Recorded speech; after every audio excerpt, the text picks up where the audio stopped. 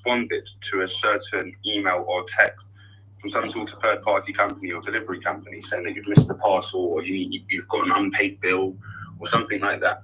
Now, the easiest way to make sure you are safe and secure when you are online is if you check your URL. Now, are you familiar with what a URL is? Yes.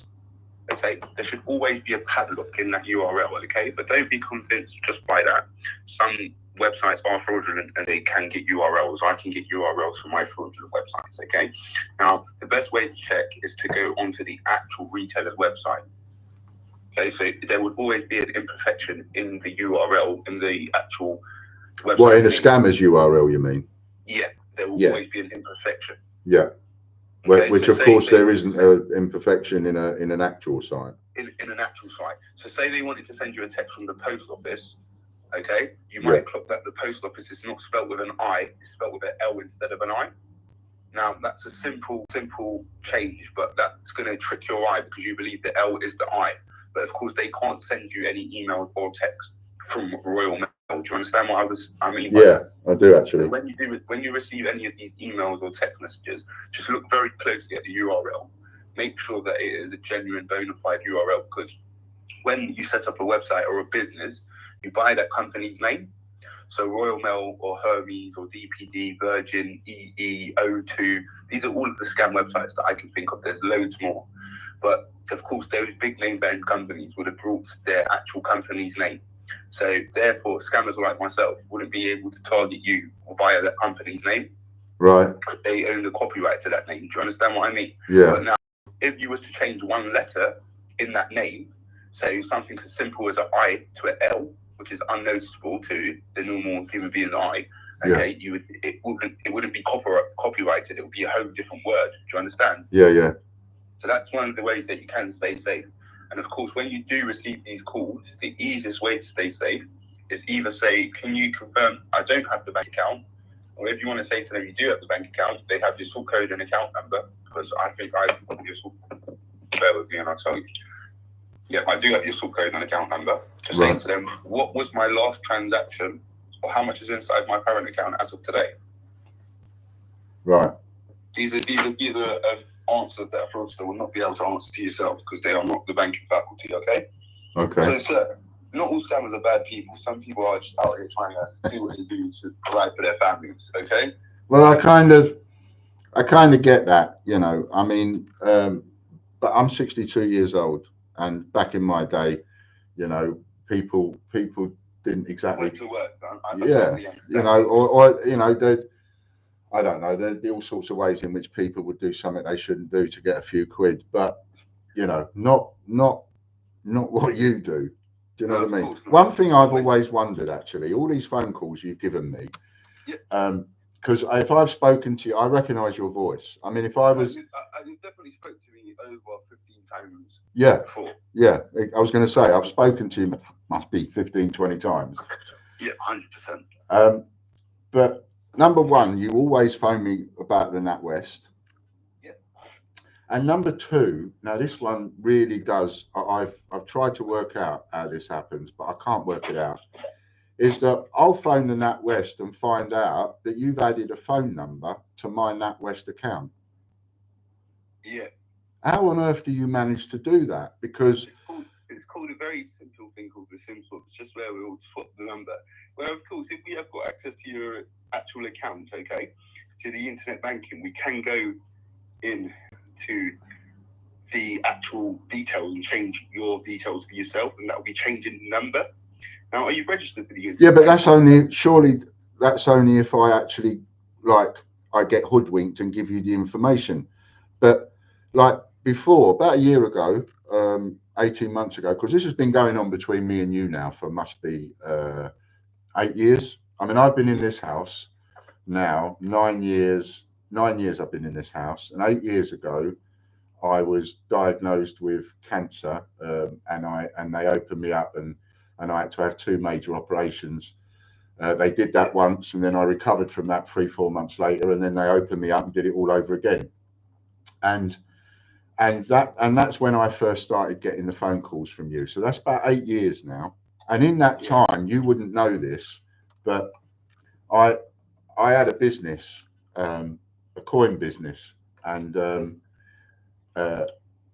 in fact, you can see it there on YouTube, the Great British Coin Hunt, it's called. And because where I've recorded your phone calls when I had the chance once before. I mean, my business is finished now, but I had somebody that worked for me, and on the way back from my dad's funeral, 2018, he turned around and stabbed me in the back live on air, right, and then proceeded to spend the next 6 years destroying my business one brick at a time from on the internet, right? At the same time, I'm getting phone calls off of you, calling me up, you know, with this, and I found out that my number had been added. A number had been added to my bank account, and the number was a minicab office in London. That's where it belonged to. And when I phoned up the minicab office and said to them, they said, "Oh, you're not the first person to phone us up and ask us about this." So obviously their number had been added to many bank accounts. Many bank accounts. They were used to that. So I got it removed off my bank account and had to go through to the fraud department. But what really surprises me is that, number one, they couldn't tell me how that number had got on my bank account. And it happened again. And even after that, right, so you caught me, when you did catch me, you caught me when I come out of hospital. Like I said at the beginning of the call, I'd had the operations and stuff, and then I'd answered the phone one day. And how much was it? I actually took a few that time. I can't remember the precise. It was about £160, and I couldn't get it back from the NatWest, and the reason I couldn't get it back was because I actually gave you the number that came through on the text. You gave me the one-time passcode. That's it. Yeah. And I was going away the next morning with my wife to sort of a recuperation weekend in London, because I hadn't been for a long time. I live in Dorset, and it was the night before, and it caught me, and then the next morning it dawned on me, and I phoned the actual bank where they locked my account, and I now had to leave the house whilst my bank accounts were being locked for a weekend away. That was just after I come out of hospital, that was. And of course, ever since then, you know, that's why when you phoned up in the past after that, that's why I've never exactly been polite to you, because I wouldn't expect you to be polite. You know, as I say, this is the first time I've actually got to speaking to someone that I've actually fell victim to one of my scams before, and it's very eye-opening. Of course, I didn't know what was going on in your personal situation. Well, for me, it's got so bad. I ended up going bankrupt on the 13th of January. I was made personally bankrupt on the 13th of January. I'm not telling you any shit or anything. It's public information. My business went through the floor. The NatWest have closed my account. The house I've lived in for the last 8 years, my landlord has given me notice. I now can't find anywhere to go. Well, sir, I'm sorry that I have been invading your life, and sorry that I did scam you and take your money, but I'm happy that we are now at some sort of mutual understanding, and I will actually remove your number from the file, so that will be the last you'll be hearing from me or my team, for sure. That's and I want to say that's very kind of you, you know, and on the one hand, but yeah, it is, and I appreciate that very much. I could really do without the stress. You know, I have seizures due to stress. I've had over a dozen heart attacks in the last 3-4 years. Not too sure what else could go wrong. My wife's got a blocked carotid artery because of the bloody vaccine. And as you know, you've only got 2 carotid arteries, one either side of your neck. Well, she's only got one now because one's blocked. So, you know, it's kind of, you're actually talking to somebody that there was a time when I might have had some money in the bank and you know, to get scammed. Now, I mean, I'm about as far down the socio-economic ladder as you can get now.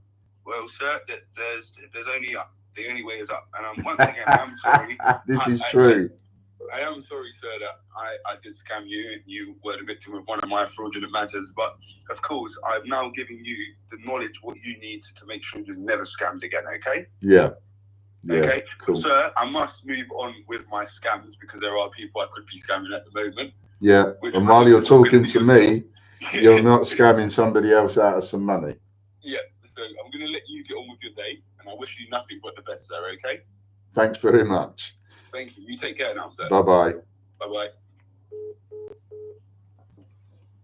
That's probably one of the most, I tried to get on as fast as I could. I tried to get the recording going as fast as I could. That is the longest I've managed to keep a scammer online, and certainly that bloke, he's I've spoken to him so many times over the years, and he knows it, and I hope he sticks to his word. I hope he takes my number off of his scam list so that I just don't get the stress from the phone calls. But you know, I don't know how often somebody actually gets to have a conversation like what you could kind of call a normal conversation in a way with a scammer who will literally just talk to you properly. So whether that'll be of interest to anybody, who knows, but I thought I needed to record it as soon as I could. Anyway, that's that. See you later. Bye for now. Back to work.